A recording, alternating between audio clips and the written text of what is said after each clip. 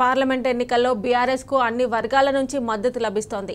Secunderabad MP అభ్యర్థి పద్మారావు గౌడ్ కు ఎన్ఆర్ఐలు మూకుమ్మడిగా సపోర్ట్ చేస్తున్నట్లు ఇండియన్ అమెరికన్స్ ఫోరం అధ్యక్షుడు మహమ్మద్ జమీల్ తెలిపారు. సికింద్రాబాద్ నియోజకవర్గంలో పద్మారావు గౌడ్ కు మద్దతుగా ప్రచారం నిర్వహిస్తామని తేల్చి చెప్పారు. పార్లమెంటుతో తెలంగాణ వాదం వినిపించే సత్తా కేవలం బీఆర్ఎస్ కే ఉందని ఇండియన్ అమెరికన్ ఫోరం ప్రతినిధులు తేల్చి చెప్పారు. ఎంపీ నుంచి మేము ఎండోర్స్ చేయడం జరిగింది. ఎందుకనగా అభ్యర్థిని ఎంచుకున్నప్పుడు పద్మారావు గారికి బలపరచడం ఎందుకు అని నిర్ణయం తీసుకున్నప్పుడు ఆయనకి నిజాయితీ, ఒక రాజనీతి చిత్తశుద్ధి మరియు ఆయన ఒక వివాదాస్పద రహిత, అవినీతి రహిత మరియు ప్రజా జీవితంలో ప్రజానాయకుడు, తెలంగాణ ఉద్యమంలో పనిచేసిన వాడు.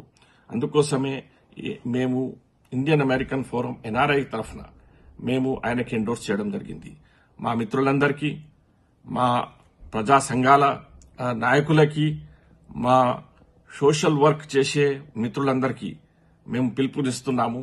సికింద్రాబాద్లో మీరు టి పద్మారావు గౌడ్ గారికి ఓటు వేసి ఎన్నుకొని ఆయనకి పార్లమెంట్లో పంపించండి.